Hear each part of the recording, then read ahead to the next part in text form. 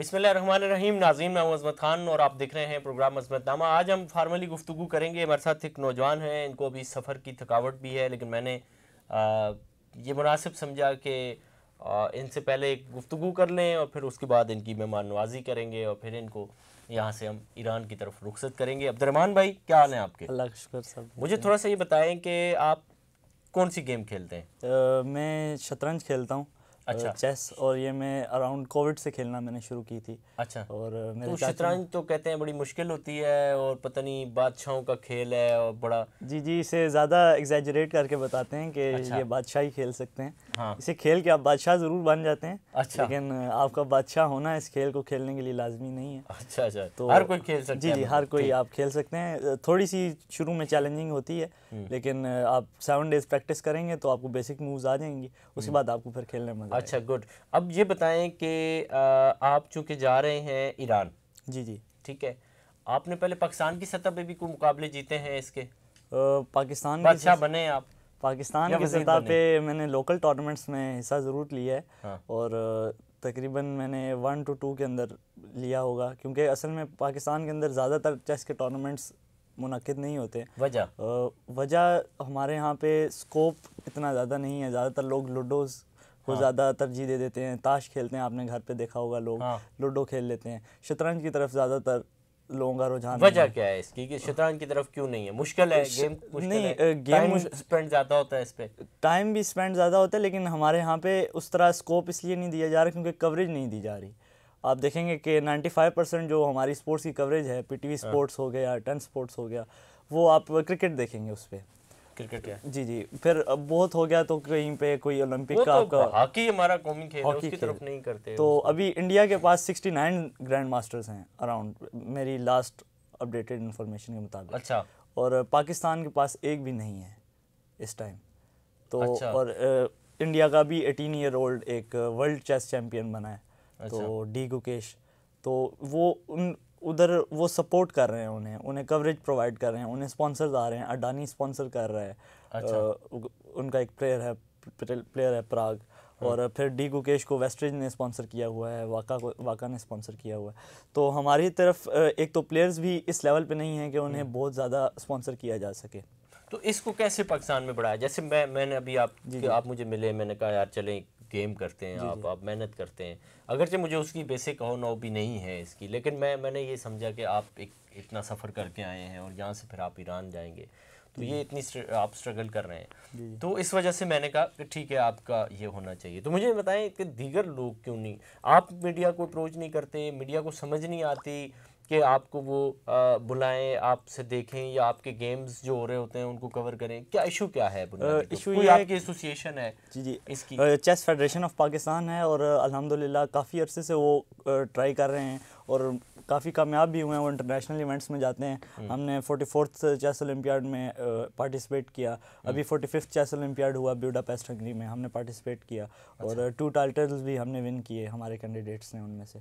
तो ये है कि हमारे वर्ल्ड लेवल पे, उस लेवल पे जाके प्लेयर्स नहीं खेल रहे इस टाइम जिस दर कवरेज मिलती है इंटरनेशनली। तो अब आप तो स्पॉन्सर्स भी नहीं आते हैं उसकी वजह अब जो आप ईरान जा रहे हैं, इसमें और भी लोगों ने पाकिस्तान से अप्लाई किया है उनके जी, मेरे साथ 2 मोर प्लेयर्स जा रहे हैं, और एक कंपनी पर्सन है उनकी तरफ से, उनकी वालदा हैं। अच्छा। और टोटल वो 2 बहन भाई जा रहे हैं और एक आप जा रहे हैं। पाकिस्तान से 3 लोग जा रहे हैं। बाकी कितनी दुनिया के लोग वहाँ पे, कितने ममालिक के लोग ईरान आएंगे? जी, इस बार का तो मुझे नहीं पता, लेकिन पिछली बार इंडिया ने भी पार्टिसिपेट किया था, अज़रबैजान, आर्मेनिया।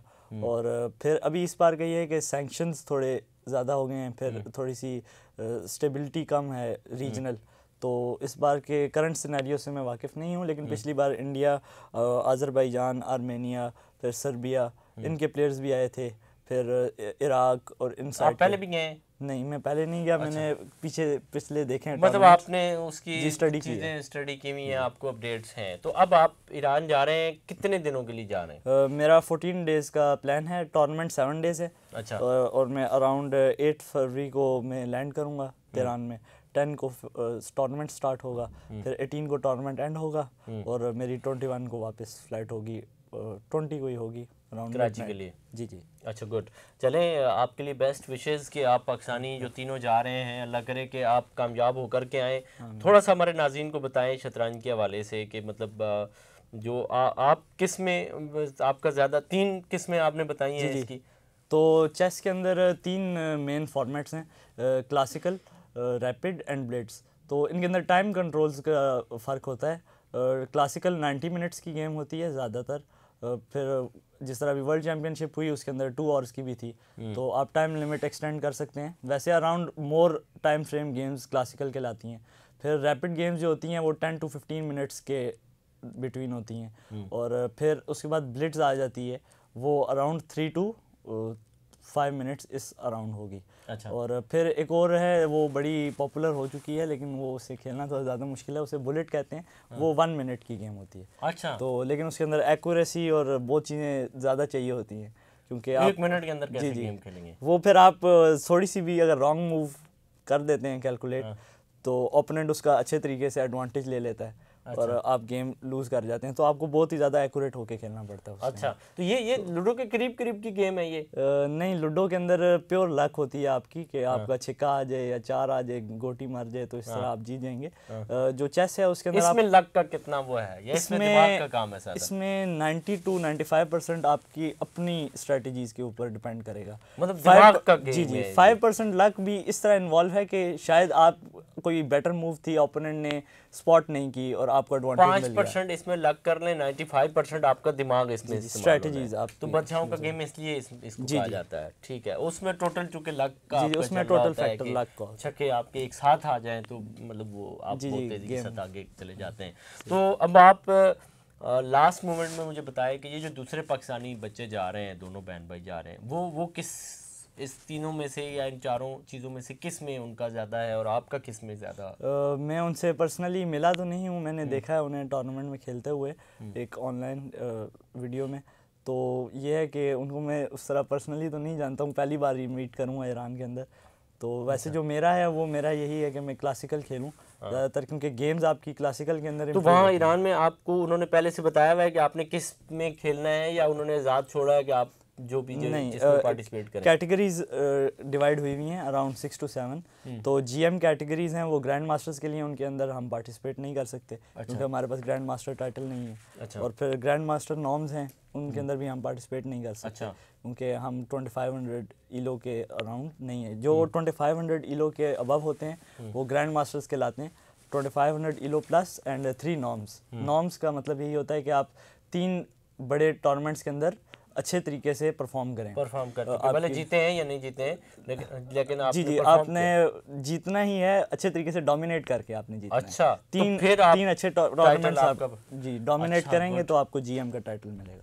अच्छा, फिर इसी तरह आप आगे बढ़ते जाएंगे। जी। तो मेरा यही है कि मैं क्लासिकल खेलूँ, गेम इम्प्रूव क्लासिकल के अंदर ज़्यादा होती है। जैसे जैसे आप क्लासिकल की गेम इम्प्रूव करेंगे तो साइमल्टेनियसली आपकी रैपिड की और ब्लिट्स की गेम इम्प्रूव होती रहेगी। अच्छा good, best wishes for you कि आप पाकिस्तान का नाम रोशन करके आए। ये देखें, ये वो गेम्स हैं, आपने इससे पहले भी ओलंपिक में देखा कि लोग खेल करके आए और फिर पता चला कि पाकिस्तान का नाम रोशन किया है। उस वक्त तक उनको शायद कोई जानता भी नहीं था। और यही कहानी अब्दुर्रहमान की भी है, और इस तरह के कई अब्दुर्रहमान पाकिस्तान में टैलेंटेड मौजूद हैं। लेकिन आप किस्मत का हाल देखें कि बिल्कुल कदर नहीं है। और इंडिया का हाल देखें कि कितने, आपने 61 बताए, 69 लोग जो हैं उनके ग्रैंड मास्टर्स हैं, और पाकिस्तान के पास एक भी नहीं है, और पाकिस्तान की तरफ तवज्जो भी नहीं है। और हर नौजवान जो बड़ा हो रहा है, बच्चा जो बड़ा हो रहा है, नौजवान बन रहा है या जवान जो है वो आगे की तरफ सफ़र कर रहा है, उसको सिर्फ़ और सिर्फ क्रिकेट का पता है। हमने अपनी कौमी जो क्रिकेट था, उस कौमी जो खेल था, उसका भी हशर नशर कर दिया है। और इस तरह के जो नए टैलेंट सामने आने थे उनका भी हशर नशर कर दिया है, वो किसी गिनती में ही नहीं है। ये सारी सूरत हाल है। ये अब्दुर्रहमान वापस आते हैं, फिर भी कोशिश करेंगे इनके साथ एक नशिस्त करेंगे कि वहाँ का तजर्बा कैसा रहा। फिल वक्त इनके लिए आप से भी दुआओं की दरख्वास्त है कि आप भी इनके लिए दुआ करें, और हम भी इनके लिए रब ताला की सामने जो है वो दुआ गो हैं कि अल्लाह ताला इनको कामयाबी से हमकिनार करे। इसी के साथ अपने मेज़बान अज़मत खान को दीजिए इजाज़त। अल्लाह ने के बाद।